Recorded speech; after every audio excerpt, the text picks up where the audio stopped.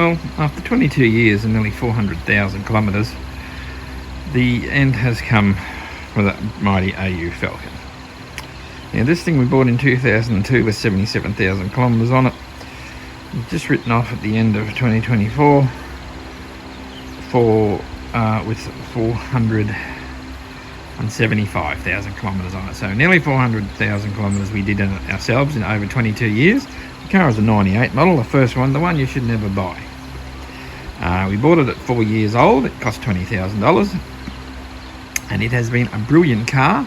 There have been ongoing issues with it. The front tyres tend to wear on the inside. You cannot keep a wheel alignment done properly. And actually in the last 2 years we probably spent $5,000 in maintenance. But what I did notice at the last maintenance I spent was fixing up things that had been fixed previously. And I'm thinking to myself, well, if it's going to cost me $2,000 every 2 years to fix the same old things because there's something wrong with it, then it's probably time just to let it go. Now, like I said, we've had it for 22 years. This was the 5th insurance claim on it for a Kangaroo strike. Every claim on it has been for a Kangaroo strike. Oh, except for one old bloke who backed into the door. But that wasn't a claim we made. That was on his insurance. So, yeah. We're kind of sad to see it go, but at the same time, it's just worn out. You know, you could, if we won Lotto tomorrow, I'd buy it back and I'd send it somewhere and spend money getting it restored. But the seats are worn out, the handbrake cable's stretched too far, and they don't make them anymore. And like I said, I've had problems with the wheel alignment. We just put a new steering rack in it last year or the year before. Things like that. The mag wheels are great, but they've all got marks all over them, and yeah, it was just time to let it go. So we made the decision we're going to buy something that could take a Kangaroo to the front, and we bought this. Now, we wanted something we could pay cash for, so yeah, I did pay $15,000 for this, which does seem like a lot even to me, but we had to buy something. We only had a short time to do it, and this came along. This is a 2008 BT50. It's only got 230,000 kilometres on it.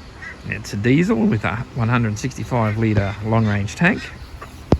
It's got a tow bar so I can still have my trailer. It's got the canopy on the back and drawers inside. Not really sure whether I want that or not, but it's there. It's the, I call it freestyle cab.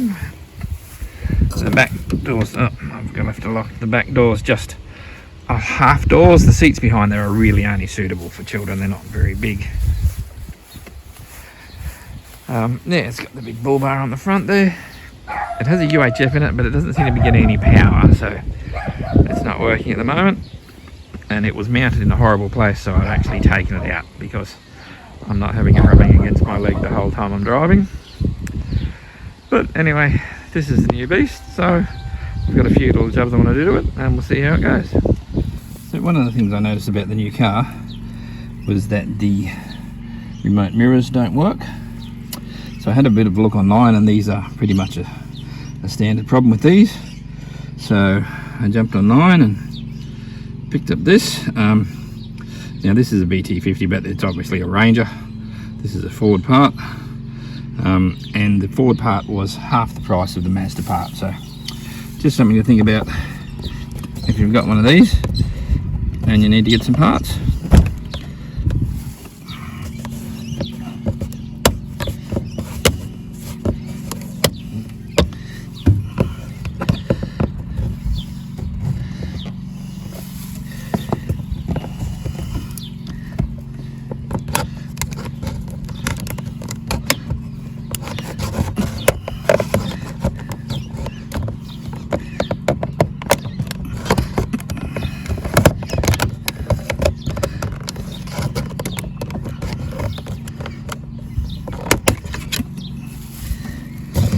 These are just clipped in the back, and there's a hook at the front that comes around here, and you just have to pull this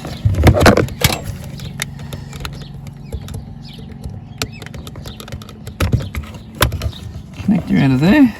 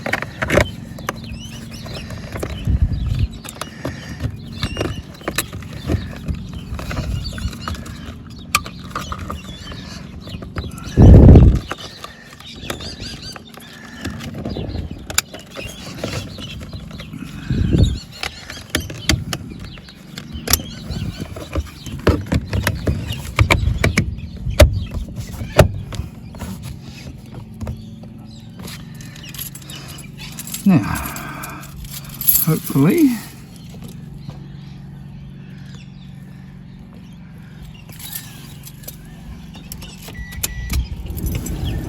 The minimum wage and links with the unions. Later, I was candidate for the deputy leader of the party, and then later, from 2010, I was the policy coordinator, sorted out the manifesto for the party. But yeah, it's fair to say it's been quite a drawn-out relationship, me and Labour, often on the wrong side of the electorate. That's that problem fixed. Let's excavate this hidden... Okay, well, I was going to have more content here on other jobs I'd done to the vehicle, but as it turns out, the vehicle's been stuck at work for over a week because I've been traipsing around the countryside, going to different plants and doing jobs away from where I parked it at work. So here is the part I bought to replace the electric mirror switch. I have also done an oil change on the vehicle. Now, I didn't video this because I had to get the bloke next door to help me, and I didn't particularly want to bother him with it, but I just raised the front of the vehicle on a set of ramps. He has very heavy duty ramps. I didn't want to put it on my normal car ramps. And then, yeah, just removed the bash plates, dropped the oil, and the filter luckily is accessible just above the passenger side wheel, which made it very convenient, and it was only hand tight, so I put it back on hand tight, and that made it quite simple.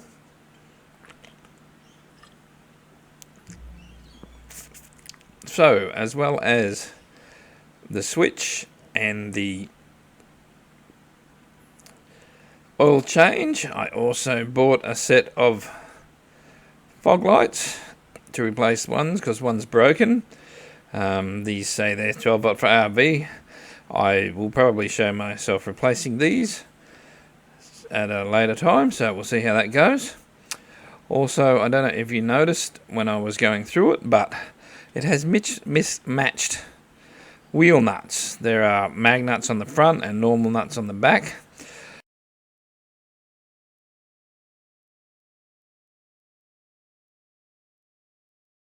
So I'm not really happy with that, especially as they are different sizes. The back ones are 19mm Calibra from Super Cheap Auto, whereas the front ones appear to be genuine. So I went and bought a full set of 21mm.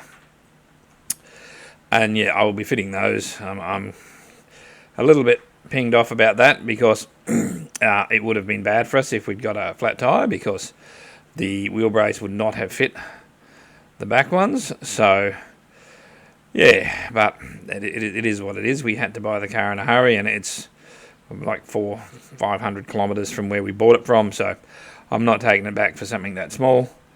So yeah, we will get that done. Now, also on the first major drive we did with it, I managed to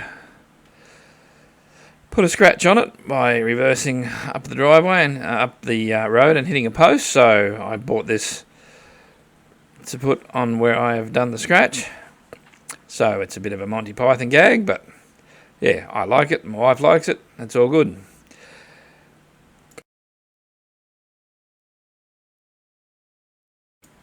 And also I bought this one to put on the back as I drive an agitator at work. So I just thought that was a bit of fun. So yeah, it's nice to make the vehicle our own.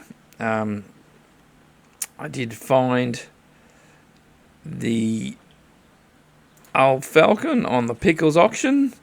So there she is there, if anyone's interested. It's not for sale yet, but it's coming up. I don't think it would go for that much money. I mean, the paint's buggered. It will probably go to a wrecker, I would say. They're not sort of at that age yet where people are starting to restore them, but yeah. Anyone interested? Have a go at it. No worries. Well, I will be bringing you more content later. Thank you.